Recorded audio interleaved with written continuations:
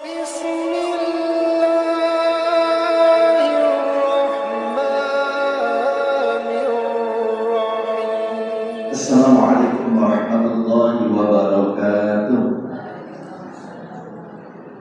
Alhamdulillahilladzi faddala bani Adam bil 'ilmi wal 'amal 'ala jami'il 'alam. Wassalatu wassalamu 'ala Muhammadin sayyidil 'arabi wal 'ajam wa 'ala alihi wa sahbihi ya nabiyil 'ulumi wal hikam amma ba'd. Ibu-ibu jamaah Majelis Taklim Kurma yang insyaallah semuanya dirahmati dan diberkahi oleh Allah Subhanahu wa taala.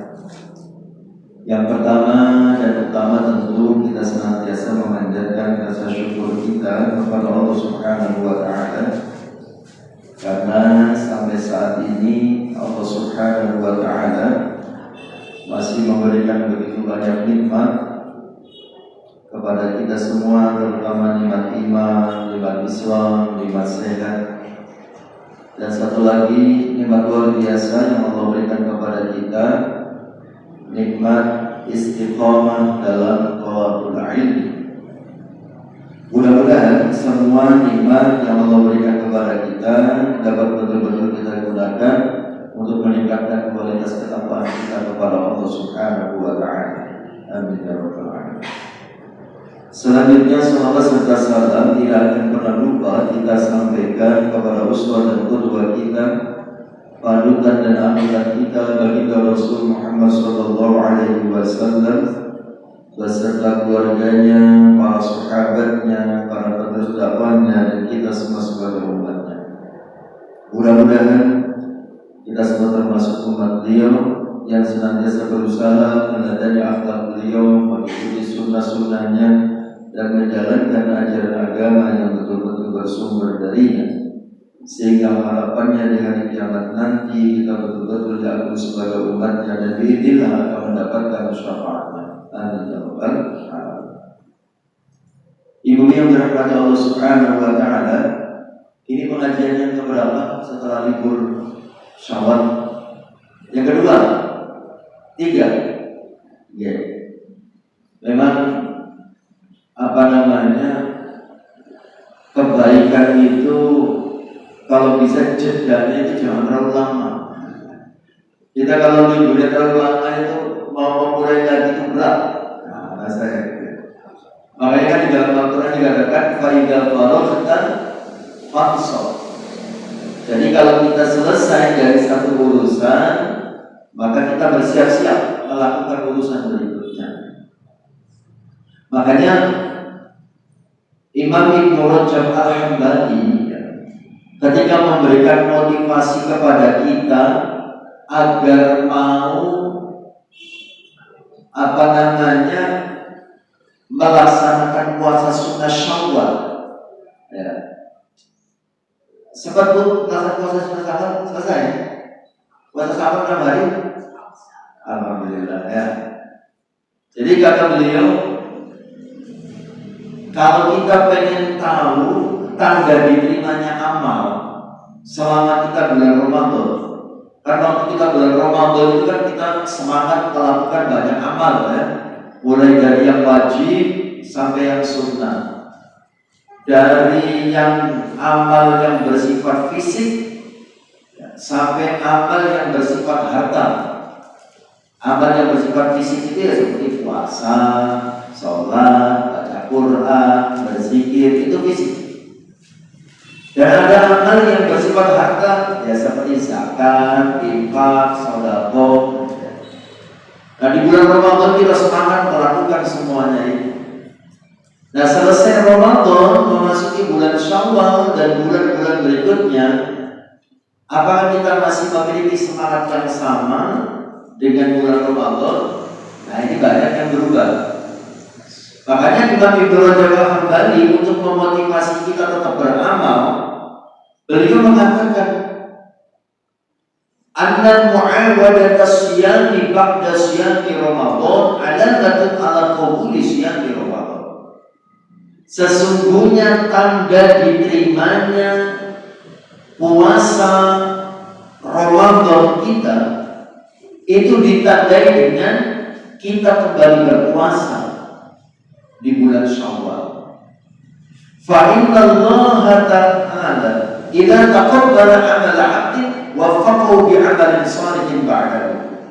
Karena Allah Subhanahu wa ta'ala ketika menerima amal seorang hamba, maka caranya adalah memberikan hamba itu taufik. Taufik itu artinya kemudahan untuk melakukan amal soleh berikutnya. Nah, jadi tanda diterimanya amal adalah amal berikutnya. Makanya Kanjeng Nabi memotivasi kita, ya, kalau ada orang selesai puasa Ramadan kemudian disusul dengan puasa 6 hari di bulan Syawal, maka pahalanya seperti puasa 1 tahun penuh. Ya. Kalau ada orang puasa Ramadan disusul dengan puasa 6 hari di bulan Syawal, pahalanya seperti puasa 1 tahun penuh. Itu hitungannya gimana? Hitungannya ya, bulan Ramadan 30 hari, Syawal 6 hari, berarti 36 hari. Pahala amal ibadah dilipat gandakan 10 kali lipat. Berarti 36 dikalikan 10, 360 hari. Itu jumlah hari di dalam 1 tahun. Ya. Baik. Sekedar untuk mengingatkan kembali bahwa kita bisa istiqomah ngaji, ini sebuah nikmat yang luar biasa yang Allah berikan kepada kita. Dan kita istiqomah ngaji ini sebagai tanda ngaji-ngaji kita sebelumnya itu diterima oleh Allah Subhanahu wa ta'ala. Amal ibadah kita yang lewat, ya, ketika kita mau melakukannya kembali, maka yang kedua itu menjadi tanda diterimanya amal yang pertama. Nah, yang ingin saya sampaikan itu, ya. Jadi kita kembali ngaji seperti ini, ya, untuk menunjukkan bahwa ibadah kita sebelumnya itu diterima oleh Allah Subhanahu wa ta'ala. Itu seperti yang disampaikan oleh Imam Ibnu Rajab Al-Hambali. Tanda diterimanya amal adalah amal berikutnya, gitu ya. Jadi kalau selesai beramal, maka persiapkan amal berikutnya. Jadi jangan sampai kita habis berbuat baik kemudian melakukan keburukan, gitu ya. Maka keburukan yang kita lakukan itu menghapus pahala kebaikan yang sudah kita lakukan. Makanya siapkan, selesai melakukan kebaikan, siapkan kebaikan berikutnya. Bisa dalam bentuk kebaikan yang sama, bisa dalam bentuk kebaikan yang lain. Karena kebaikan yang kedua itu sebagai tanda diterimanya kebaikan yang pertama. Baik. Sekarang kita akan membahas pagi hari ini tentang secara umum tentang bulan haram, secara khusus tentang bulan Dzulqa'dah. Jadi sebelumnya perlu kita pahami bahwa 1 tahun memiliki 12 bulan itu ketentuan langsung dari Allah Subhanahu wa ta'ala. Jadi 1 tahun terdiri dari 12 bulan itu bukan ciptaan manusia, bukan hasil penemuan ilmu pengetahuan, bukan, tapi langsung ditentukan oleh Allah Subhanahu wa ta'ala. Seperti yang Allah firmankan di dalam surah At-Taubah ayat 36. Di dalam surat At-Taubah ayat 36 Gusti Allah berfirman, Inna iddatash syuhuri indallahi 12 syahran fi kitabillahi yawma khalaqas samawati wal ardh. Kata Allah, inna iddatash syuhur, sesungguhnya bilangan bulan, Indallahi di sisi Allah Ithna asyara syahran, itu ada 12 bulan. Fi kitabillah, yang menjadi ketentuan Allah Subhanahu wa ta'ala. Pada saat kapan Gusti Allah menentukan 1 tahun ada 12 bulan? Yauma khalaqas samawati wal ardh, ditetapkan oleh Allah pada hari diciptakannya langit dan bumi. Jadi ketika Gusti Allah menciptakan langit dan bumi, saat itu pula Gusti Allah menentukan bahwa 1 tahun terdiri dari 12 bulan. Itu Gusti Allah langsung. Jadi bukan penemuan ilmu pengetahuan, bukan, tapi langsung dari Allah Subhanahu wa ta'ala. Nah kemudian Gusti Allah sendiri juga langsung mengatakan minha arba'atun hurum, dari 12 bulan itu ada 4 bulan haram. Itu Gusti Allah langsung mengatakan minha, di antara 12 bulan tadi arba'atun 4 hurum, bulan-bulan haram. Ada 4 bulan haram. Bulan haram itu maknanya adalah bulan yang mulia. Ya. Karena 4 bulan ini bulan mulia, maka kita dilarang mengotorinya. Itu dalam ayat selanjutnya Allah mengatakan minha arba'atun hurum, di antara 12 bulan ada 4 bulan haram. Dzalika dinul qayyim, itulah ketetapan agama yang lurus. Kemudian kata Allah, fala tadlimu fihinna anfusakum, maka janganlah kalian menganiaya diri kalian di dalam 4 bulan tersebut. Menganiaya diri sendiri itu artinya melakukan pekerjaan yang dilarang.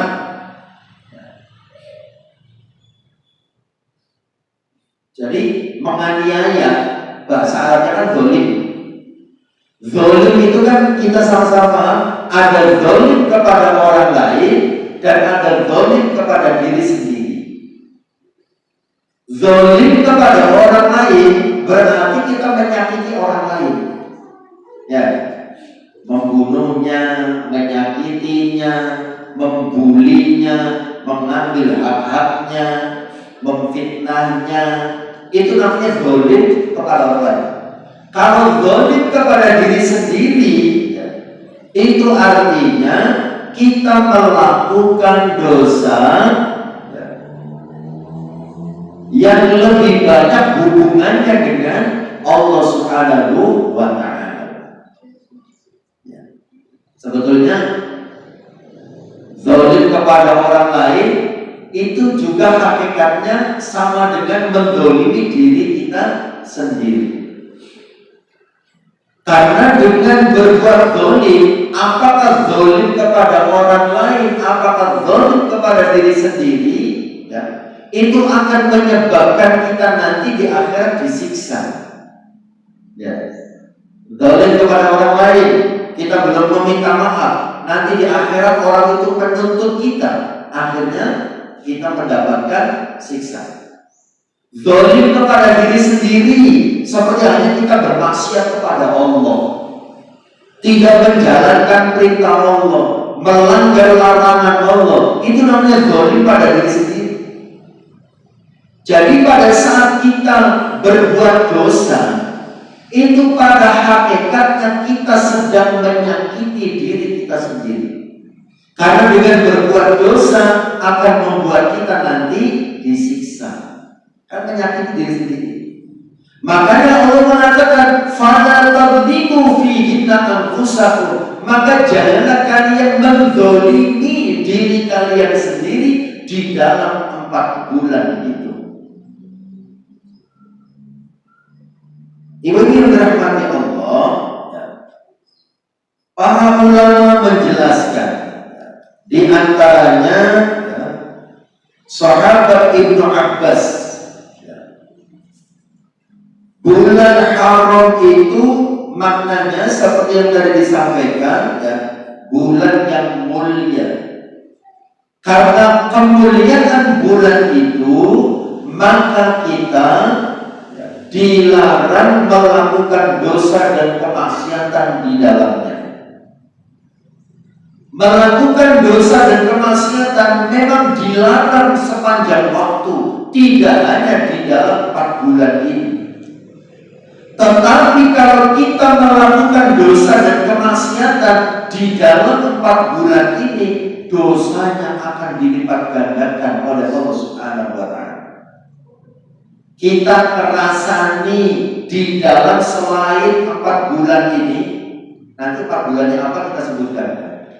Kita ngerasani di selain 4 bulan ini, mungkin dosanya 1. Kalau melakukan ngerasani di dalam 4 bulan ini, dosanya dilipat gandakan oleh Allah. Kita bermaksiat di luar 4 bulan ini, mungkin dosanya 1. Tapi kalau kita bermaksiat di dalam 4 bulan ini, dosanya akan dilipat gandakan oleh Allah. Ya, karena 4 bulan ini bulan haram, bulan mulia. Ya, jangan kotori dengan perbuatan dosa dan maksiat. Dan begitu pula sebaliknya, ya, kalau kita melakukan amal soleh, melakukan kebaikan di dalam 4 bulan ini, maka pahalanya juga akan dilipat gandakan oleh Allah Subhanahu wa Ta'ala. Berbuat dosa, dosanya dilipat gandakan. Berbuat baik, pahala kebaikannya juga dilipat gandakan. Itu di dalam 4 bulan ini. Lalu 4 bulan ini apa saja? Di dalam Al-Quran tidak disebutkan, tapi dijelaskan oleh Kanjeng Nabi di dalam hadis. Ya. Makanya di dalam menjalankan syariat Islam itu tidak cukup hanya berdasarkan Al-Quran, tetapi juga harus memperhatikan pula hadis Rasulullah SAW. Dalam sebuah hadis, hadis ini diriwayatkan oleh Imam Ahmad. Sumbernya dari Abu Bakr, sahabat Abu Bakr. Kata Rasulullah, "Ala ketahuilah, inna zamana qad istadara ka hayatihi yawma khalaqas samawati wal ardh." Ketahuilah bahwasanya waktu itu telah berputar sebagaimana biasanya sejak Allah menciptakan langit dan bumi. Waktu berputar seperti biasa sejak kapan? Sejak Allah menciptakan langit dan bumi.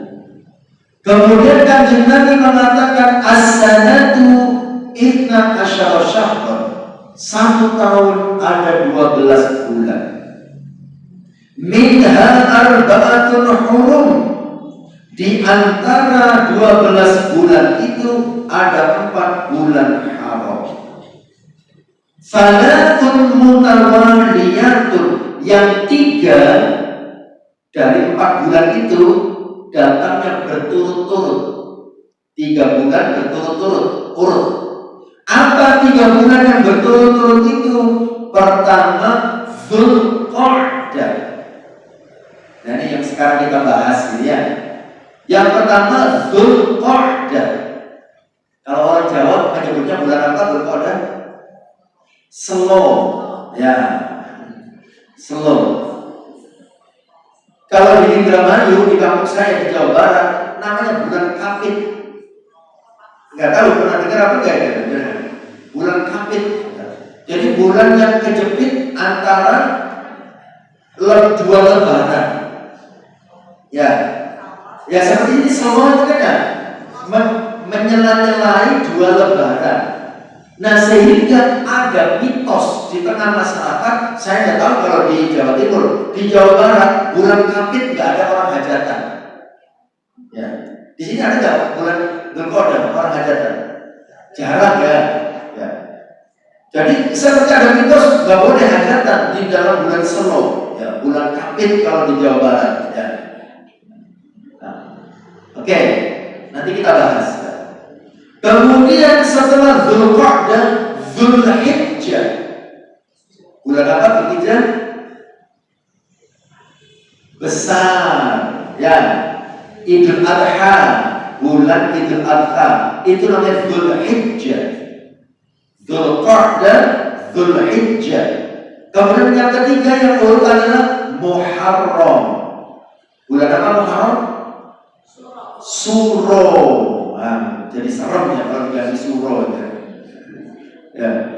Muharram itu kan indah ya, bulan yang dimuliakan.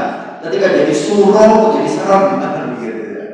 Akhirnya penanganan bulan itu menumbuhkan sikap gitu ya. Ketika kita membacanya bulan Muharram indah, semangat kan gitu ya. Karena bulan yang dimuliakan. Tapi kalau sudah suro jadi serem gitu ya. Jadi mistik kan gitu ya. Ya, jadi dari 4 bulan haram itu 3 berurutan, Dzulqa'dah, Dzulhijjah, Muharram. Kemudian yang keempat yang tidak urut, ya, satu lagi adalah bulan Rajab. Rajab.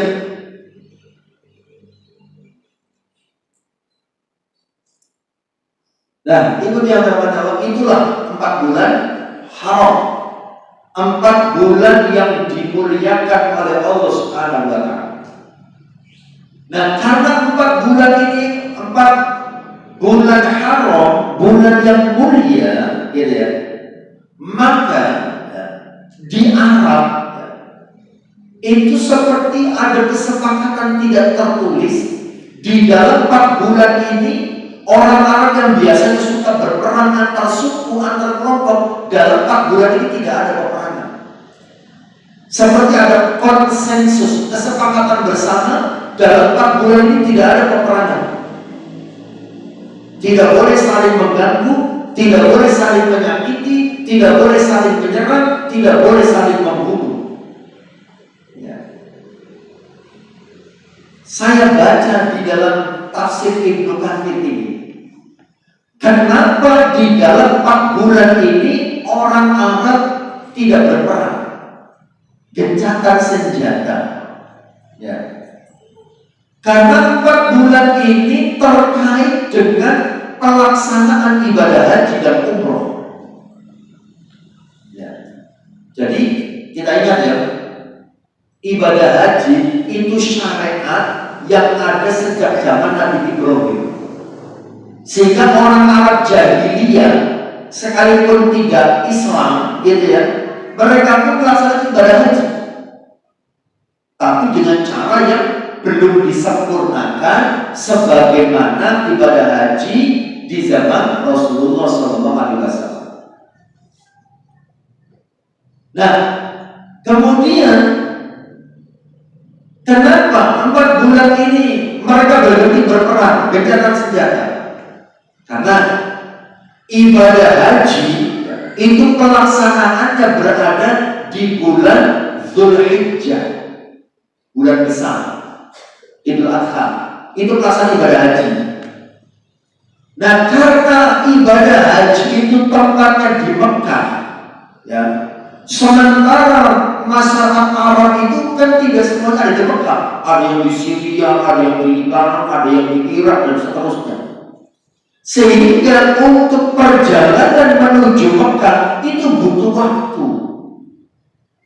Makanya mereka bersepakat 1 bulan sebelum Dzulhijjah tidak ada peperangan, karena untuk perjalanan menuju Mekah. Ya. Jadi 1 bulan sebelum bulan Dzulhijjah mereka sudah berhenti berperang, tidak boleh saling mengganggu, karena itu untuk perjalanan menuju Mekah. Kemudian bulan Dzulhijjah mereka melaksanakan ritual ibadah haji. Nah kemudian mereka setelah itu kan harus kembali ke tempatnya masing-masing. Maka 1 bulan setelah bulan Dzulhijjah, yaitu bulan Muharram, mereka pun tidak berperang. Karena itu proses mereka kembali ke daerahnya masing-masing. Gitu ya. Makanya 4 bulan Haram itu 3 terkait dengan ibadah haji tadi. Ya, Dzulqa'dah, Selo itu untuk perjalanan. Dzulhijjah besar itu untuk proses ibadah hajinya. Muharram ya Suro itu untuk proses kembali ke tanah air masing-masing. Ya, jadi tidak ada peperangan. Nah kemudian ya, bulan Rajab itu bulan pertengahan di dalam kalender ya, Hijriah. Nah di bulan Rajab penduduk yang orang Arab yang rumahnya jauh ya dari Mekah, di bulan itulah mereka kembali ke Mekah untuk umroh di bulan Rajab. Ya. Nah karena itu perjalanan untuk umroh, maka juga tidak boleh ada peperangan, tidak boleh saling mengganggu. Ya. Karena di bulan Rajab mereka umroh, jadi yang jauh dari Mekah, gitu ya, kan nggak mungkin bulan Muharram baru pulang, kalau bulan berikutnya udah balik lagi kan itu. Nunggu waktu 1/2 tahun setelahnya.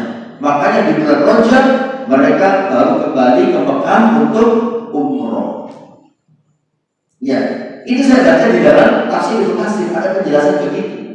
Kenapa 4 bulan ini yang dimuliakan oleh Allah dan juga disepakati oleh orang Arab untuk tidak berperang? Karena 4 bulan ini terkait dengan ibadah haji dan umroh. Ya, sehingga mereka tidak boleh saling mengganggu antara yang satu dengan yang lain. Ini yang dirahmati Allah Subhanahu wa Ta'ala. Nah, sekarang kita sudah tahu ya, 4 bulan haram, 4 bulan yang dimuliakan itu ada 4 ya.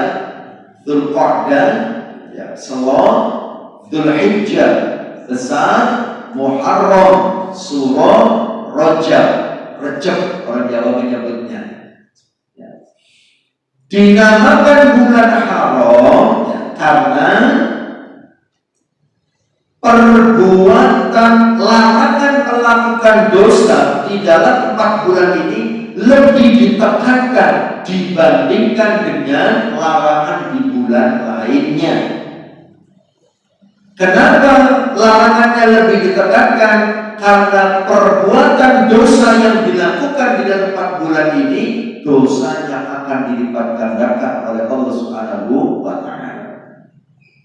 Karena itu sama dengan kalau mereka berperang mengganggu orang yang mau ibadah, kan begitu ya? Orang mau ibadah diganggu nggak boleh. Jadi mereka bersepakat di dalam 4 bulan itu mereka tidak saling menyerang, tidak saling mengganggu. Tetapi kalau umat Islam ya di waktu 4 bulan ini diserang, maka kita diperbolehkan untuk membalas. Kalau kita yang memulai itu tidak boleh. Ya seperti Rasulullah pernah sebelum dilarang berperang, tapi karena di bulan itu diserang, maka Rasulullah membela diri. Boleh kalau untuk membela diri, tapi kalau kita yang memulai tidak boleh. Karena orang Arab jahiliyah itu juga ada yang suka melanggar kesepakatan, kan begitu ya. Ya seperti seumpamanya zaman sekarang Yahudi, Israel, kan begitu ya. Kan suka melanggar kesepakatan. Jadi kalau orang Islam yang diserang lebih dahulu, maka umat Islam boleh ya, melawan, mempertahankan diri sekalipun terjadinya di dalam 4 bulan haram ini ya. Itu kondisinya ya, terpaksa ya, karena untuk membela diri. Tapi kalau memulai dilarang oleh Allah Subhanahu wa Ta'ala. Baik. Nah sekarang setelah kita tahu bahwa bulan Dzulqa'dah atau Selo ya, ini merupakan salah satu dari 4 bulan haram. di mana di dalam 4 bulan haram ini dosa-dosa akan dilipat gandakan dan kebaikan juga akan dilipat gandakan. Lalu apa yang harus kita lakukan di dalam 4 bulan ini? Ya, salah satunya di bulan Dzulqa'dah ini. Apa yang harus kita lakukan? Yang pertama tentunya dengan memperbanyak amal soleh. Ya. Karena semua amal soleh ya, yang dilakukan di dalam 4 bulan ini, salah satunya bulan sekarang Dzulqa'dah, ini pahalanya akan dilipat gandakan oleh Allah Subhanahu wa Ta'ala. Semua amal soleh. Ya. Nah, lalu khusus di bulan Dzulqa'dah, bulan Selo, gitu ya. Ini Dzulqa'dahnya tanggal berapa ya? Tanggal berapa? Ada yang melihat, memperhatikan?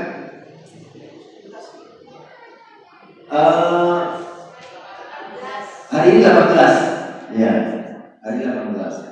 Kan Lebaran Idul Adha, ya, kalau Muhammadiyah kan sudah menentukan tanggal 28. Ya. Berarti tanggal satunya itu tanggal 19 ya. 19 bulan ini itu tanggal 1 Dzulhijjah ya. Nah, berarti sekarang tanggal 18 ya.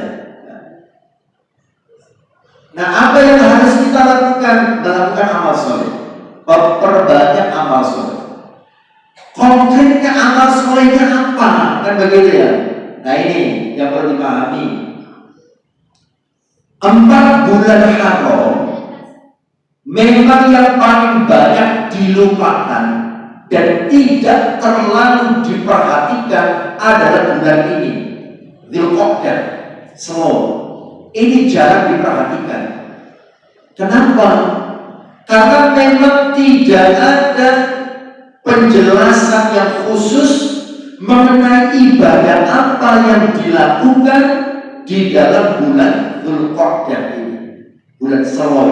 Tidak ada penjelasan khusus. Kalau bulan yang lain ada keutamaan bulan Dzulhijjah, bulan besar. Ya, ada yang namanya ibadah kurban, kan begitu ya? Ada puasa di 10 hari pertama, kan begitu? Ya, itu bulan Dzulhijjah. Ada penjelasan khusus tentang ibadah apa yang dilakukan. Ada dalilnya, ada contohnya.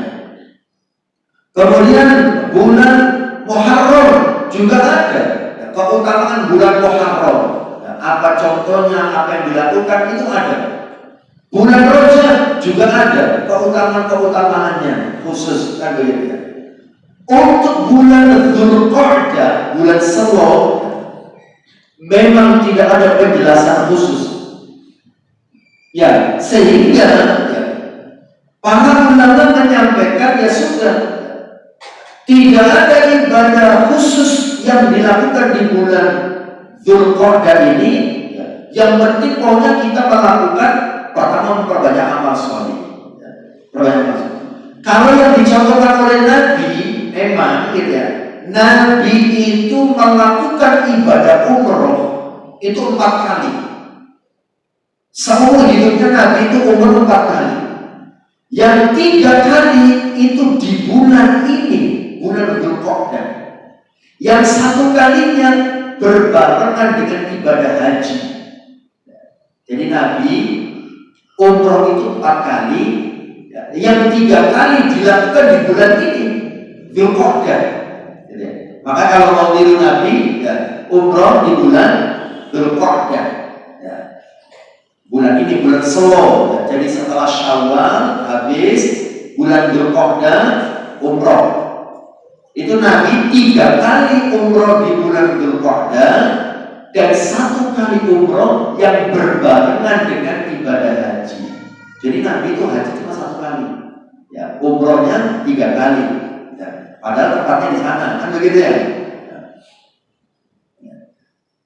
Nah, jadi amal soleh yang kita lakukan, kalau yang dicontohkan oleh Nabi khusus di bulan Dzulqa'dah, ya, itu adalah umroh. Nah, bagi kita yang tidak mampu untuk umroh, maka yang kita lakukan semua amal soleh, ya, apapun bentuknya, ya, apapun bentuknya, karena semua amal soleh yang dilakukan di dalam bulan Haram, salah satunya Dzulqa'dah ini, pahalanya dilipat gandakan oleh Allah Subhanahu wa Ta'ala. Nah, amal solehnya sendiri sebelum dihubungkan, ya, dengan 4 bulan ini, amal solehnya sendiri, ya, itu memiliki keutamaan yang luar biasa.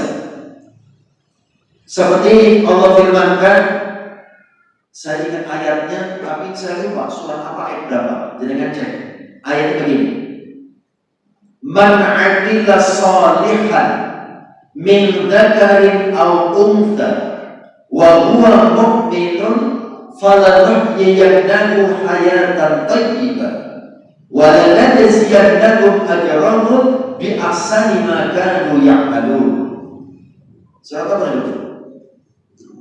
Al-Quran, ya betul. Kita cek ya. Man amila. Jadi di Google, tapi tulisnya bahasa Arab. Man amila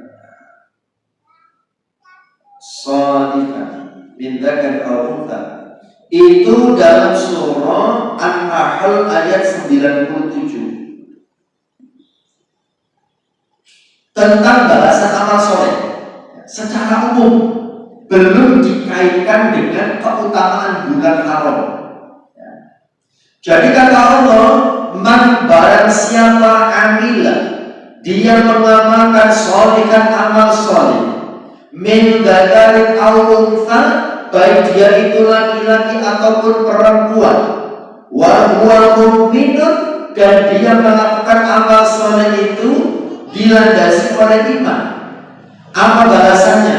Kata Allah, pertama, falanuhyiyannahu hayatan thayyibah, maka pasti aku akan berikan dia kehidupan yang baik. Walanajziyannahum, dan pasti aku akan balas mereka ajrahum, pahala mereka, bima kan ajrahum bi ahsani ma kanu ya'malun, dengan pahala yang lebih baik dari amal soleh yang sudah dikerjakan. Jadi balasan amal soleh itu 2. Ada balasan jangka pendek, ada balasan jangka panjang.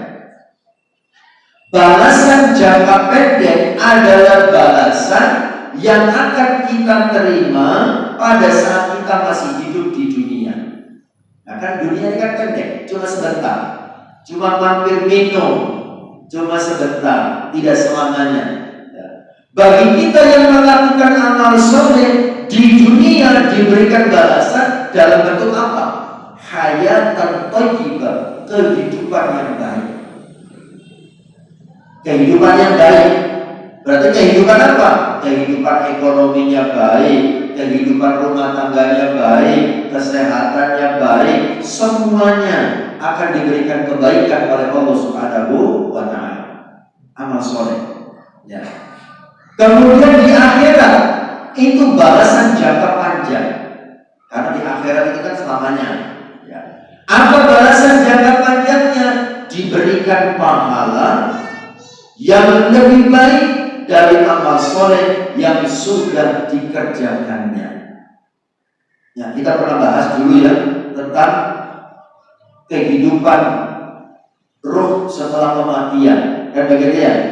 Bahwa di akhirat, ya, kita itu membutuhkan banyak pahala amal soleh. Karena nanti di alam barzakh, di kuburan, kita ditemani oleh amal soleh kita. Di akhirat nanti, amal soleh kita itu mewujud menjadi seseorang. Kalau amal kita baik, soleh itu artinya baik. Amal kita soleh, maka amal kita berwujud menjadi seseorang yang sangat bagus, baunya sangat wangi, yang nanti akan menemani kita. Kalau amal kita buruk, mewujud menjadi sosok yang buruk, yang baunya busuk, yang nanti akan menemani kita. Nah, kembali lagi, balasan amal soleh ya, di dunia diberikan kehidupan yang baik, di akhirat diberikan pahala. Ya, itu balasan amal soleh. Nah kemudian amal soleh itu, ya ibu yang terhormati Allah, terbagi menjadi dua. Ada amal soleh ritual dan ada amal soleh sosial. Amal soleh ritual adalah amal soleh yang hubungannya dengan Allah Subhanahu wa Ta'ala. Seperti halnya apa? Sholat, puasa, baca Quran, berzikir. Ini namanya amal soleh ritual. Amal soleh yang hubungannya dengan Allah Subhanahu wa Ta'ala. Yang kedua, amal soleh sosial. Amal soleh sosial adalah amal soleh yang hubungannya dengan sesama manusia. Menjaga silaturahmi, saling membantu, saling menolong, saling memaafkan, dan lain sebagainya. Ya. Jadi di bulan Dzulqa'dah ini, ya, karena memang tidak ada penjelasan khusus mengenai ibadah apa yang dikerjakan selain yang dicontohkan oleh Nabi itu umroh. Selain itu tidak ada penjelasan khusus. Cuma ada penjelasan Nabi umroh itu selalu di bulan Dzulqa'dah. Ya, nah ini ada penjelasannya. Bulan kapan saja umroh yang dilakukan oleh Nabi. Ya.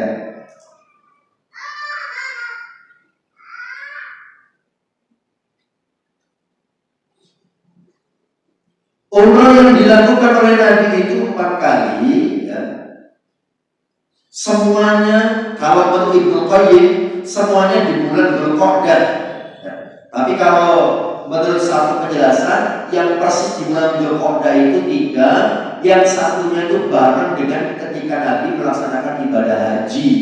Ya, ya bisa jadi ibadah hajinya berangkatnya bulan Dzulqa'dah, kan begitu ya. Nah sehingga umrohnya di bulan Dzulqa'dah.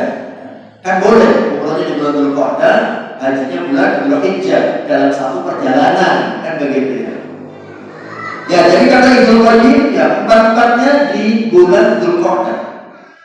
Umrah yang pertama namanya umrah Hudaybiyah. Umrah yang pertama kali dilakukan oleh Nabi pada tahun 6 Hijriah. Ya. Jadi hijrah ke Madinah, ya. Setelah 6 tahun di Madinah Nabi umrah. Tapi umrah Hudaybiyah ini, ya, bisa dikatakan, ya, tidak berhasil. Kenapa? Karena orang-orang musyrik menghalangi Nabi dan para sahabat, sehingga Rasulullah menyembelih unta di tempat beliau ditahan di Hudaybiyah. Lalu beliau dan para sahabat mencukur rambut tahallul dari ihramnya di situ. Kemudian kembali ke Madinah pada tahun yang sama. Ya, jadi belum sempat masuk ke Mekah. Tertahan, namanya umrah Hudaybiyah. Kedua, umrah qadha pada tahun depannya. Jadi umrah Hudaybiyah yang dianggap gagal itu ya. Yang kedua tahun berikutnya, ya, Nabi umrah lagi. Kan pada saat mulai ihram kan sudah niat. Ya. Makanya umrah yang pertama dianggap tidak gagal, tetap dapat pahala. Yang penting sudah ada niat, kemudian sudah tahallul, kan begitu ya. Dianggapnya kan selesai dari umroh, dari ihramnya. Ya.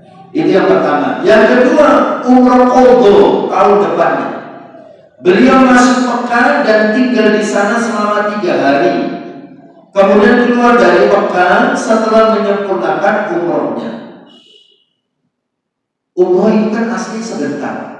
Yang lama itu jalan-jalannya. Ya, umroh itu sebentar, kan begitu ya. Gak nyampe ya, 1 jam selesai. Kan niat ihram, kan begitu ya.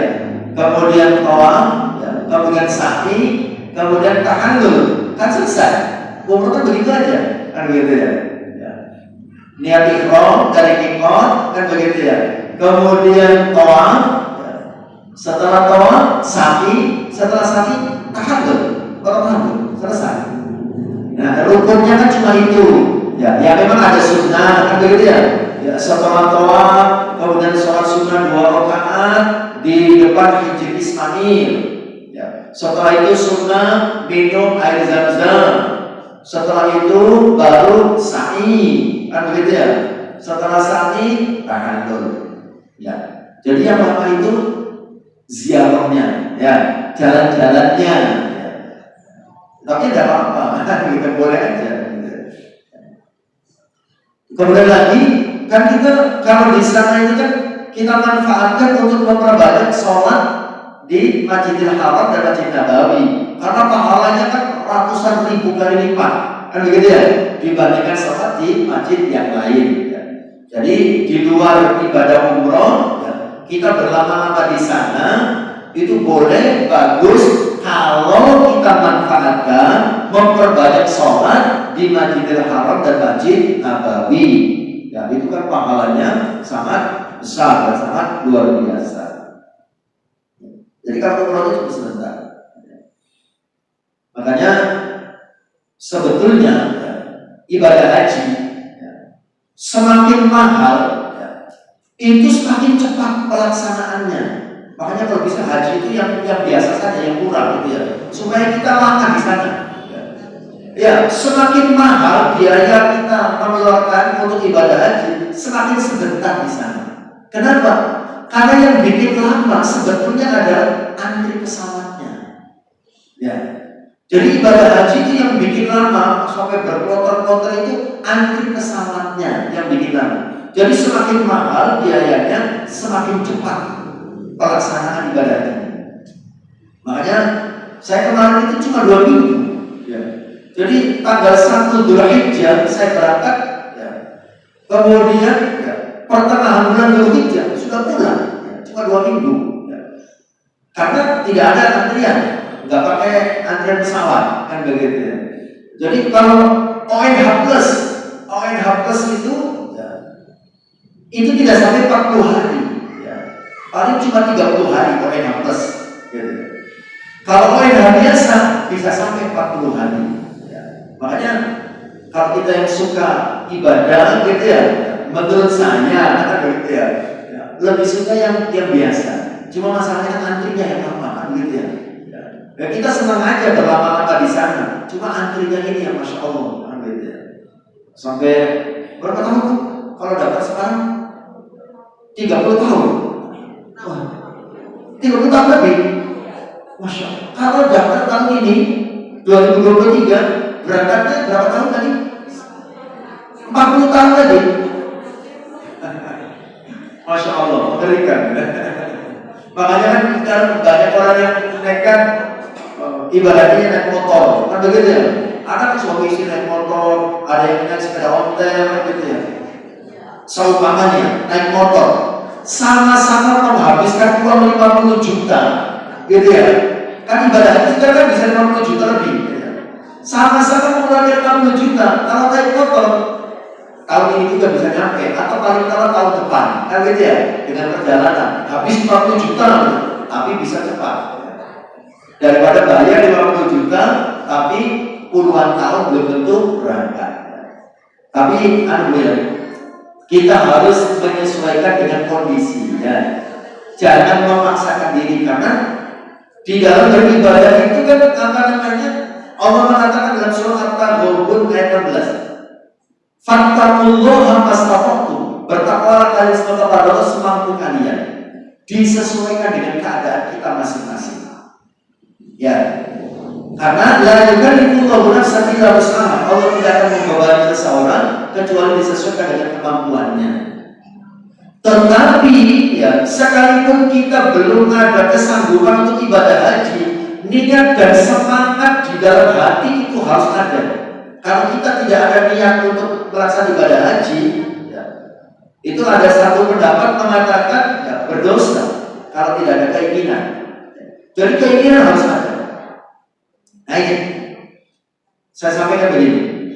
Yang namanya ibadah haji itu panggilan dari Allah. Karena sifatnya panggilan dari Allah, maka hakikatnya Allah yang menentukan siapa yang bisa berhaji, siapa yang tidak. Jadi kan kalau dalam agama itu kan ada syariat, ada hakikat. Syariat itu yang kelihatan, ikhtiar. Hakikat itu yang menentukan, yaitu Allah. Syariatnya kita harus berikhtiar, tapi hakikatnya Allah yang menentukan. Ya. Artinya apa? Kita jangan berkecil hati, sekalipun menurut syariat kita kemungkinannya tidak wajib haji. Secara syariat kita tidak wajib haji, tapi secara hakikat Allah punya kewenangan untuk memberangkatkan siapa yang bisa, siapa yang tidak. Nah, makanya sekalipun secara syariat kita ini kecil kemungkinan bisa ibadah haji, tetap harus ada niat dan keinginan yang kuat.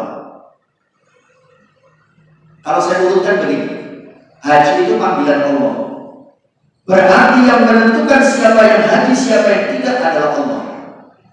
Tugas kita syariatnya adalah memantaskan diri, ya, pantaskan diri kita bahwa kita memang layak mendapat panggilan dari Allah untuk ibadah haji.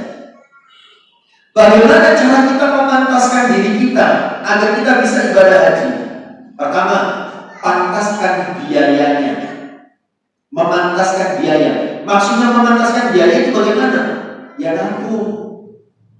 Pada saat nabung, jangan berpikir, jangan terbebani ini nanti nyampe apa tidak. Gak usah pikir, bikin nabungnya sehari 1.000, sebulan 30.000, nyampe apa enggak gitu ya. Jangan dipikir. Ya. Yang penting niat yang kuat. Bismillah ya Allah, saya niat nabung untuk ibadah haji. Ya. Masalah nyampe atau tidak itu urusan Allah Subhanahu wa Ta'ala. Ilustrasinya begini, ya. Kenapa kita harus nabung? Untuk menunjukkan keseriusan di hadapan Allah bahwa kita ini memang serius pengen haji, makanya kita nabung. Ya. Ilustrasinya gambarnya begini, anak kita, ya, anak panjenengan pengen punya sepatu roda, seumpamanya lagi ngetren sepatu roda, waduh aku pengen punya sepatu roda. Ya, tapi kalau minta nggak dikasih. Mau beli nggak punya. Untuk menunjukkan keseriusannya, anak kita nabung menyisihkan uang jajannya. Terus aku tak nabungan, masalah nyampe atau tidak, nanti terserah urusan nanti. Dan kemudian kita orang tuanya beli dan memperhatikan. Ini anakku kita nggak tahu jajan, duitnya dikemanakan. Mas, sampai kok ibu lihat kok nggak pernah jajan, uangnya dikemanakan? Ditabung bu, buat apa sampai nabung? Saya pengen punya sepatu roda bu. Wah, kita orang tuanya beli kan dan memperhatikan serius apa enggak anak saya pengen punya sepatu roda. Dititeni, oh ternyata tenangan tiap hari nabung. Akhirnya kita kan nggak tega kan begitu ya. Sampai sudah berapa tabungannya? Baru 100.000. Harga sepatu rodanya berapa? 300.000. Ya sudah, kurangannya ibu yang tambahin. Kan begitu ya? Ya. Kita melihat keseriusan anak kita. Begitu pula hanya Allah Subhanahu wa Ta'ala ingin melihat keseriusan kita. Ya, dilihat siapa yang serius ingin ibadah haji. Ya. Caranya nabung. Begitu ya. Nanti Allah akan melihat siapa yang serius, siapa yang tidak. Ya. Dan bagi Allah tidak ada yang susah. Kalau Allah sudah berkehendak, ya. Tidak ada yang susah. Yang penting kita Bismillah, lihat nabung. Dan biasanya saat nabung untuk ibadah haji itu banyak godaannya. Banyak godaannya bu. Baru terkumpul 5 juta gitu ya, tiba-tiba ada promo sofa. Bu, ada sofa. Ya, waduh sofa sih dipengenin kan begitu ya. Ini diskon besar-besaran bu. Ini biasanya harganya 10 juta, sekarang itu cuma 5 juta. Udah pusing dengan pikiran itu. Waduh, untuk haji kayaknya masih lama kan gitu ya. Uang sudah terkumpul 5 juta, ini diskon tidak tiap bulan, akhirnya tergoda. Uang 5 juta yang buat tabungan haji diambil untuk beli sofa. Nah, itu godaannya biasanya, gitu ya. Hati-hati. Jadi pertama, pantaskan biaya. Yang kedua, pantaskan ilmunya. Memantaskan ilmu. Ya, di samping nabung, kita pantaskan ilmunya. Artinya apa? Kita baca-baca buku manasik haji. Kalau pengen umroh, ya baca-baca buku manasik umroh. Ya, haji dan umroh, dua-duanya kita baca. Ya. Pantaskan ilmunya, gitu ya. Kalau ada sekolah-sekolah umroh, gitu ya. Kadang-kadang kan ada ya sekolah umroh gratis, ada yang berbayar, ikut. Sekalipun dia belum bayar, belum daftar, yang penting tunjukkan keinginan yang kuat. Menunjukkannya bukan kepada manusia, kepada Allah. Ya. Kita tunjukkan kepada Allah bahwa kita serius ingin menjalankan ibadah haji atau umroh. Ikuti pelatihan-pelatihan manasik haji atau umroh, sekalipun belum daftar, begitu ya. Ya. Karena ngapunten, kejadian banyak sekarang, gitu ya. Saya mendapatkan curhatan dari seseorang, ya. Karena banyaknya orang yang tidak bisa melunasi, ya. Kan ada ya, yang karena pelunasannya nambah banyak, akhirnya banyak yang tidak bisa melunasi, belum siap, kan begitu ya. Kemudian yang sudah siap, yang sudah bisa melunasi, akhirnya diberikan kesempatan maju. Ya, tahun ini berangkat, padahal dia antriannya masih lama. Dapat kesempatan lebih awal. Itu ada yang curhat, orang tuanya belum bisa prosesi hajinya seperti apa. Akhirnya ilmunya belum siap, nggak jadi. Padahal sudah ditawari untuk bayar, sudah ada uangnya. Tapi dia belum siap ilmunya, akhirnya nggak berani mengambil kesempatan untuk dipercepat. Padahal sudah ada kesempatan. Ya, makanya haji itu panggilan. Ada yang uangnya sudah ada, badannya sehat, sudah dipanggil oleh Allah, tapi belum siap. Ya, karena apa? Dia belum memantaskan ilmunya. Ya, makanya usahakan juga dimaksudkan. Kalau bisa, sekalipun haji itu langsung urusannya dengan pemerintah, ya, tugas pemerintah dalam penyelenggaraannya. Kalau bisa, kita itu daftar tetap lewat biro travel haji dan umroh. Supaya apa? Ya, supaya kita mendapatkan bimbingan yang intens. Gitu ya. Nah, kalau yang lewat depan itu kan hanya sekali-sekali, ya. Kemudian di sana juga tidak terlalu intens di dalam pendampingan. Tapi kalau ikut biro, maka pendampingannya seterusnya. Selama di sana pun akan ada pendampingan, konsultasi juga lebih mudah. Kalau bisa dengan biro, ya terserah panjenengan yang merasa kenal, merasa dekat dengan biro apa dan biro yang mana. Saya ulangi, kalau kita pengen ibadah haji atau umroh, pantaskan diri kita bahwa kami kita layak dipanggil oleh Allah. Pertama, pantaskan biayanya, nabung. Yang kedua, pantaskan ilmunya, belajar. Yang ketiga, pantaskan ruhiyahnya. Ruhiyah itu apa? Ruhiyah itu artinya hubungan baik kita dengan Allah Subhanahu wa Ta'ala. Itu namanya ruhiyah. Orang ini ruhiyahnya bagus, makanya hidupnya kelihatan bahagia. Maksudnya ruhiyahnya bagus itu adalah hubungannya dengan Allah Subhanahu wa Ta'ala. Jadi ruhiyah itu artinya hubungan kita dengan Allah. Perbaiki ruhiyah kita, artinya perbaiki hubungan kita dengan Allah. Siapkan ruhiyahnya. Pertama, siapkan pantaskan biayanya. Yang kedua, pantaskan ilmunya. Yang ketiga, pantaskan ruhiyahnya. Artinya kita mendekatkan diri kepada Allah Subhanahu wa Ta'ala. Banyak orang yang mendapatkan anugerah bisa haji atau umroh, gitu ya. Setelah ini memantaskan diri dengan 3 hal tadi. Dan yang paling menentukan dari 3 hal itu, ya sama-sama penting, tapi yang paling menentukan adalah persiapan ruhiyah. Ya, memantaskan ruhiyah, hubungan kita dengan Allah. Ya. Nah, di antara ibadah dalam rangka memantaskan ruhiyah, ya, yang pertama dan utama adalah sholat. Ya. Makanya kan Allah mengatakan wasta'inu bisabri wassalah. Minta tolonglah kepada Allah dengan cara apa? Sabar dan sholat. Sabar saat kita menabung dan sabar saat kita belajar. Gitu ya. Jadi saat ikhtiar, ya, ikhtiar menabung, ikhtiar mempelajari ilmunya, itu harus sabar. Wasta'inu bisabri wassalah. Minta tolonglah kepada Allah dengan cara sholat. Saya sering menyampaikan, apa hubungannya sholat dengan keinginan kita? Apakah keinginan mewujudkan cita-cita? Apakah keinginan untuk menyelesaikan masalah? Apa hubungannya? Jawabannya sering saya sampaikan ada di dalam lafal azan. Coba perhatikan lafal azan. Ada kalimat hayya 'alas shalah, artinya apa? Mari kita sholat. Setelah hayya 'alas shalah, kalimat selanjutnya apa? Hayya 'alal falah, artinya apa? Mari kita menuju kemenangan, mari kita menuju keberuntungan, mari kita menuju kebahagiaan. Artinya, kalau kita hidupnya ingin mendapatkan keberuntungan, kemenangan, kebahagiaan, maka awali dulu dengan sholat. Perbaiki kualitas sholat kita, maka Allah akan memperbaiki kualitas hidup kita. Ada pesan dari Ustaz Ali Hidayat, saya baca, saya lihat di YouTube.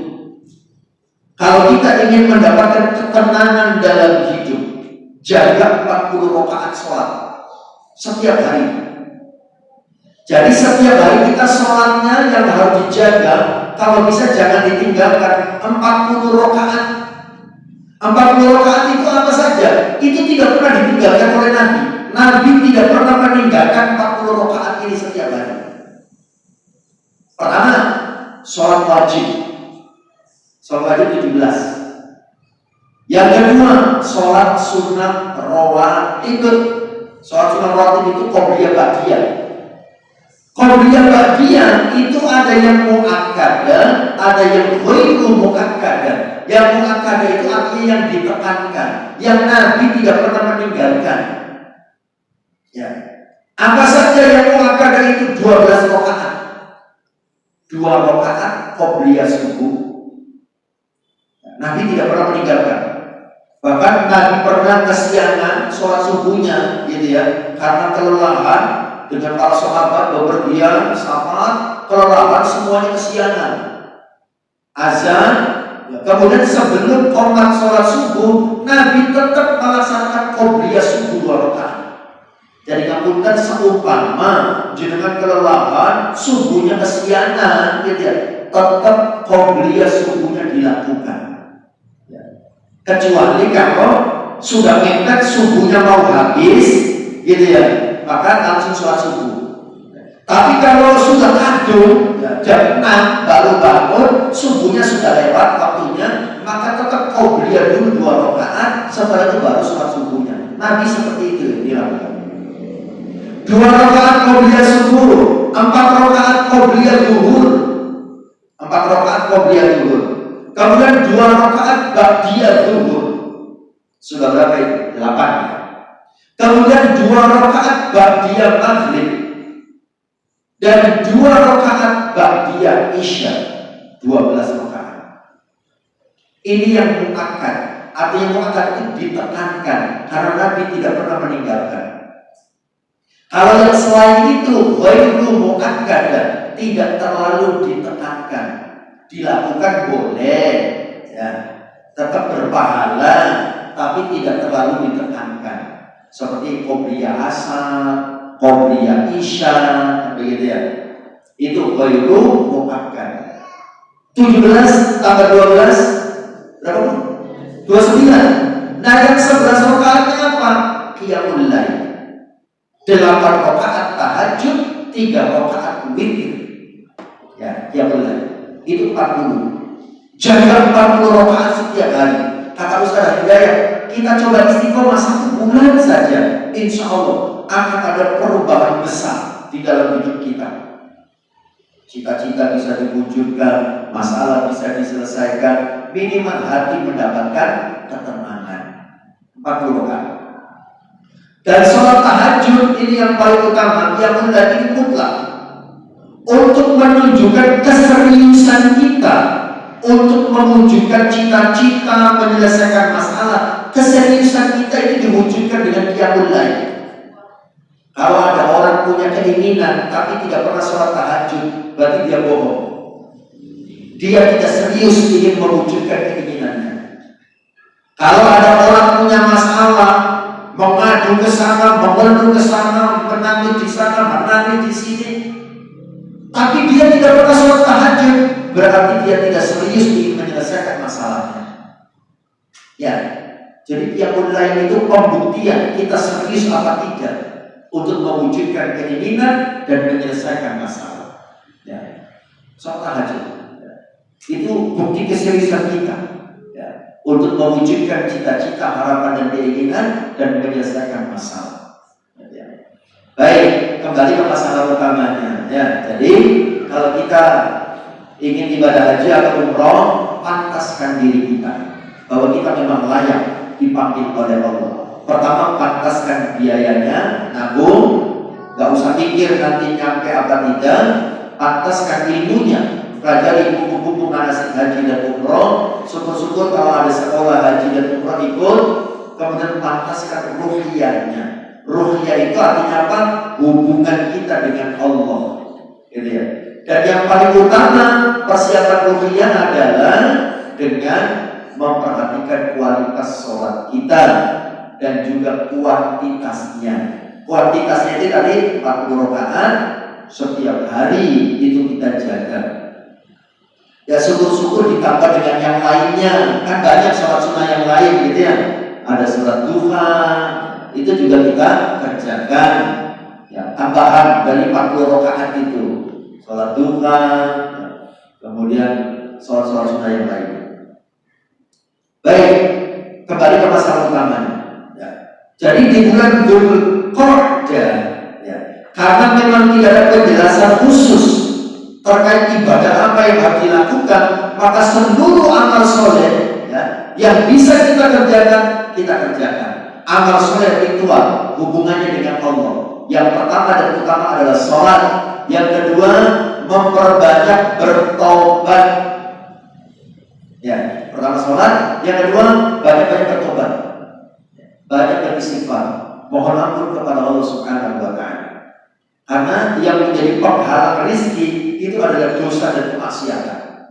Nah, supaya rizki dilancarkan, diberikan keberkahan, maka banyak-banyak bertobat, mohon ampun kepada Allah, perbanyak istighfar. Kemudian ibadah ritual yang hubungannya dengan Allah, ya, yang perlu kita perbanyak berdoa. Ya. Jangan pernah bosan, jangan pernah berhenti berdoa. Berdoa itu sangat besar dampaknya dalam kehidupan kita. Ya. Jangan pernah bosan, jangan pernah berhenti berdoa. Saya sering menyampaikan di banyak kesempatan. Berdoa itu pertama hukumnya wajib. Yang kedua, berdoa itu menumbuhkan harapan. Yang ketiga, berdoa itu bisa mengubah takdir buruk menjadi takdir baik. Berdoa itu menumbuhkan harapan. Orang yang biasa berdoa, dia akan senantiasa memiliki harapan. Harapan cita-citanya Allah wujudkan, harapan masalahnya Allah bantu diselesaikan. Kalau orang jarang berdoa, gampang putus harapan, gampang putus asa. Titik-titik minum Godrek, titik-titik minum Panadol, titik-titik Mevinal, dan begitu. Kenapa? Karena dia merasa tidak ada harapan, jarang berdoa. Tapi kalau biasa berdoa, dia akan senantiasa memiliki harapan. Dan jadi itu ya, sholat, ya, bertobat, berzikir, berdoa. Kemudian amal soleh yang hubungannya dengan sesama manusia ini juga harus kita perbanyak. Ya, silaturahim, ya, infak sedekah, ya. Kemudian membantu orang sesuai dengan kemampuan kita. Berbuat ihsan. Ya, ihsan itu berbuat baik. Ya, berbuat baik sesuai kemampuan kita. Ya. Dan ihsan yang paling minimal, kehadiran kita tidak menjadi masalah bagi orang lain. Nah, gitu. Syukur-syukur kita bisa berbuat baik dengan ilmu kita. berbuat baik dengan harta kita, berbuat baik dengan waktu dan tenaga kita. Yang paling minimal berbuat baik itu kehadiran kita tidak jadi masalah. Wis minimal itu. Jangan sampai ya, ilmu gak ada, harta gak keluar, waktu dan tenaga juga berat, lalu kehadirannya jadi masalah. Akhirnya kehadiran yang tidak disukai, kepergiannya disyukuri. Alhamdulillah, kok gak ini aman-aman. Oh itu mengerikan kalau ada yang disikapi begitu. Ini bukan, gak ini kayaknya aman. Alhamdulillah, senang kafir. Kalau ada orang yang semuanya pada kasar kusut, delok. Lek mau iki sembarang salah. Terus gak beres ya. Ayo mengerikan. Baik, itu yang dirahmati Allah. Saya kira itu ya. Jadi bulan Dzulqa'dah ini bagian dari 4 bulan haram. Maknanya bulan haram itu bulan yang mulia, sehingga jangan mengotorinya dengan dosa dan maksiat. Kalau ada yang melakukan dosa dan maksiat, dosanya dilipat gandakan oleh Allah. Karena ini bulan mulia, maka semua amal soleh pahalanya dilipat gandakan oleh Allah Subhanahu wa Ta'ala. Khusus bulan Dzulqa'dah tidak ada penjelasan khusus kecuali riwayat bahwa Nabi umroh selalu di bulan Dzulqa'dah. Selain itu tidak ada penjelasan ibadah khusus apa yang harus dikerjakan.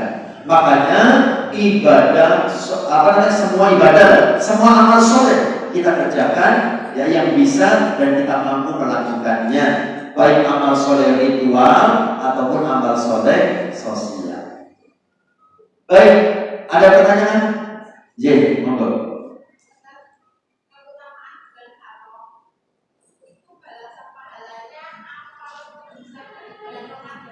Ya. Apakah pahalanya lebih besar dari bulan Ramadan? Ya. Tidak ada penjelasan khusus yang menjelaskan mana yang lebih besar, gitu ya. Tetapi masing-masing memiliki keutamaan. Di antara begini, kalau bulan Ramadan gitu ya, bulan Ramadan itu pelipat gandaannya jelas. Kita melakukan ibadah wajib, pahalanya seperti melakukan ibadah wajib 70 kali di luar bulan Ramadan.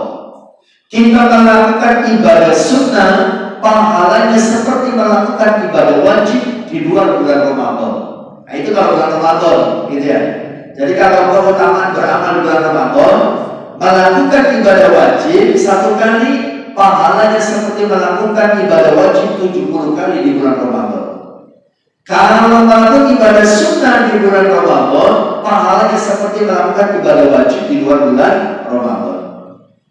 Nah kalau yang bulan haram itu penjelasannya cuma ada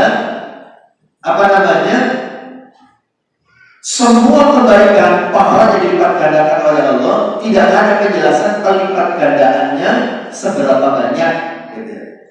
Sementara dosa akan dilipat gandakan oleh Allah dosanya, dan juga tidak ada penjelasan yang spesifik mengenai berapa banyak dosa itu akan dilipat gandakan oleh Allah. Ada penjelasan begini. Mustafa bin Sa'ad Al-Hambali, berarti Al-Hambali, mengatakan begini: pahala dan dosa dilipat gandakan pada waktu mulia dan tempat yang mulia. Pahala dan dosa dilipat gandakan oleh Allah di tempat yang mulia dan waktu yang mulia. Kemudian wa tudha'aful hasanatu was-sayyi'atu bi makanin fadilin. Contohnya, kebaikan dan keburukan dilipat gandakan pada tempat yang mulia seperti Mekah, Madinah, Baitul Maqdis dan masjid. Artinya apa? Ada tempat yang dengan sebab tempat itu kebaikan pahalanya dilipat gandakan dan dosa juga dilipat gandakan. Contohnya di Mekah. Kalau kita sedang di Mekah, berbuat baik pahalanya dilipat gandakan oleh Allah, dan berbuat buruk juga akan dilipat gandakan dosanya. Nah makanya salah satu modal pada saat kita ibadah haji dan umroh itu sabar. Ya, karena godaan untuk misu gitu ya, godaan untuk emosi itu sangat besar. Ya, terutama kalau lagi rame ya, padahal gitu ya, kesipul kan begitu ya, kedorong ya, dan seterusnya. Ya. Kemudian ada amal baik dan amal buruk dilipat gandakan disebabkan waktu. Ada yang disebabkan tempat, seperti kita beribadah di Masjidil Haram, di Masjid Nabawi, di Masjidil Aqsa. Itu berarti kita dilipat gandakan karena kemuliaan tempat. Dan ada sesuatu dilipat gandakan karena kemuliaan waktu. Kemuliaan waktu. Nah, seperti di sini disebutkan seperti di hari Jumat, ya, kita beramal di hari Jumat, kemudian beramal di bulan Ramadan, kemudian beramal di bulan Haram. Nah, kita beramal di dalam hari Jumat yang berada di dalam bulan Haram atau di dalam bulan Ramadan dilipat gandakan pahalanya oleh Allah karena kemuliaan waktu. Ya, itu penjelasannya cuma seperti itu. Jadi yang spesifik pelipat gandakannya itu hanya yang di bulan Ramadan. Ya, yang di bulan Ramadan itu jelas amal wajib dilakukan di bulan Ramadan seperti 70 kali amal wajib di luar Ramadan. Amalan sunnah di bulan Ramadan seperti amalan wajib di luar Ramadan. Tapi kalau di bulan Haram cuma ada penjelasan pahala dilipat gandakan oleh Allah. Tidak ada penjelasan perbandingan dengan bulan Ramadan. Jadi intinya di bulan Ramadan yang kita perbanyak, di bulan Haram karena Allah yang menjelaskan, ya kita manut saja sekalipun tidak dijelaskan berapa banyak pelipat gandaannya. Kan begitu ya? Ya bismillah, di dalam bulan ini dan bulan-bulan Haram yang lainnya kita lipat gandakan pahala, ya, kita lipat gandakan amal kita dan kita kurangi dosa-dosa dan kemaksiatan. Saya kira begitu. Buat apa lagi? Jadi kalau yang saya kan sering juga melihat yang itu tadi ya. Mohon maaf saya merasa tidak adil. Yang tidak adilnya itu di situ kan peserta hidayat kan bilangnya coba kejar 40 hari berturut-turut, ya kan. Nah sebagai seorang perempuan kan nggak mungkin bisa. Itu pripun apakah itu hanya diperuntukkan untuk laki-laki, terus perempuan bagaimana? Ya. Jadi apa namanya? Itu idealnya, ideal itu menyambung. Tetapi begini, kita mengambil kaidah istiqomah. Ya. Dalam kaidah istiqomah itu disebutkan dalam hadis riwayat Imam Bukhari dan Muslim, sumbernya dari sahabat Nabi Musa. Kata Rasulullah, "Idza maridul 'abdu aw safara, kutiba lahu mithlu ma kana ya'malu muqiman sahihan." Jika seorang hamba sakit atau dia sedang bepergian, maka dia tetap dicatat mendapatkan pahala yang sama sebagaimana yang dia lakukan pada saat tidak sakit dan tidak bepergian. Dan haid itu dianggapnya bagian dari sakit yang dihadapi oleh seorang wanita. Nah, kalau panjenengan saat sehat istiqomah dengan amal-amal itu, maka pada saat dengan sakit, apakah sakit karena haid, apakah sakit karena sedang hamil, ya, itu tetap dicatat mendapatkan pahala yang sama sebagaimana jadikan ketika sehat. Ya. Nah, jadi kita ambilnya ke situ ya. Yang penting di luar haid dengan istiqomah, maka saat haid jangan tetap dicatat mendapatkan pahala ibadah yang biasa dengan istiqomah saat sehat, saat kita sehat. Ya saya kira begitu. Ya. Memang terkait dengan sholat itu motivasinya lebih banyak kepada laki-laki, karena laki-laki itu tidak ada alasan, tidak ada halangan untuk meninggalkan sholat itu ya. Jadi yang sangat ditekankan termasuk sholat jamaah, gitu ya. Yang paling ditekankan itu kan untuk laki-laki. Ya. Oke, buat tadi sabun. Saya coba ini untuk yang bertanya atau untuk yang bisa menjawab? Untuk yang bisa menjawab ya.